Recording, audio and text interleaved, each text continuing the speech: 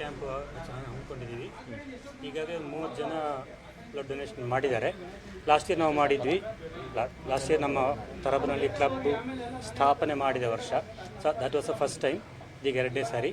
Last year ಒಂದು 67 ಜನ blood donation ಮಾಡಿದರು. ನಮ್ಮದು ತರಬನಹಳ್ಳಿಯ ರೋಟ್ರಿ ಸ್ವಚ್ಛ ತರಬನಹಳ್ಳಿ ಅಂತ ಒಂದು ವಿಷನ್ ಇಟ್ಕೊಂಡಿದ್ದೀವಿ.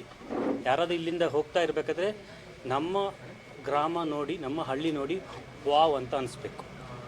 ಅಷ್ಟು ಚಂದವಾಗಿ, ಸ್ವಚ್ಛವಾಗಿ, ಹಸಿರಿನಿಂದ ಕೂಡಿದ ಹಳ್ಳಿ ಮಾಡಬೇಕು ಅಂತ ನಮ್ಮ ರೋಟ್ರಿ ತರಬನಹಳ್ಳಿಯ ಕನಸು ಅಂದ್ಕೊಂಡಿದ್ದೀವಿ. ಅಂದರೆ ಈಗ ಇವತ್ತೇನೆ ನಾವು ಗಡೇನಹಳ್ಳಿಯಲ್ಲಿ ಶಾಲೆ ಮಕ್ಕಳಿಗೆ ಪುಸ್ತಕ ವಿತರಣೆ ಮಾಡಿ ಬಂದಿದ್ದೀವಿ. ಅದೇ ಥರ ಈ ಹಿಂದೆ ಹೊಲಿಗೆ ಮೆಷಿನ್ ವಿತರಣೆ ಮಾಡೋದು, ಅಗತ್ಯವಿರೋರಿಗೆ ಬಟ್ಟೆ ವಿತರಣೆ ಮಾಡೋದು,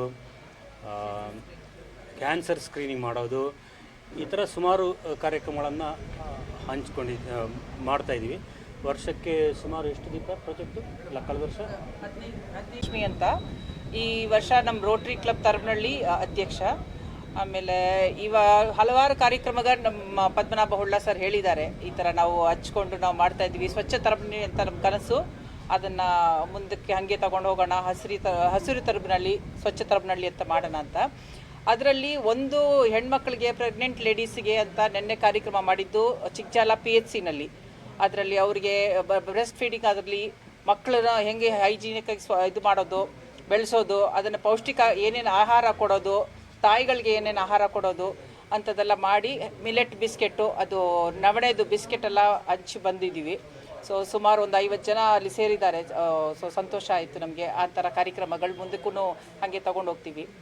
ಸೊ ಅದನ್ನೇ ನಮ್ಮ ವಿಷನ್, ಇದನ್ನೇ ಪೂರ್ತಿ ಮಾಡೋಣ ಅಂತ.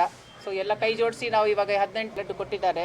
1 ಜನ ಡೊನೇಷನ್ ಮಾಡಿದರೆ 3 ಜೀವ ಉಳಿಸ್ಬೋದು. ಸೊ ಇದನ್ನೇ ನಾವು ಪ್ರಚಾರ ಮಾಡಿ ಇಲ್ಲಿರೋ ಸುತ್ತಮುತ್ತ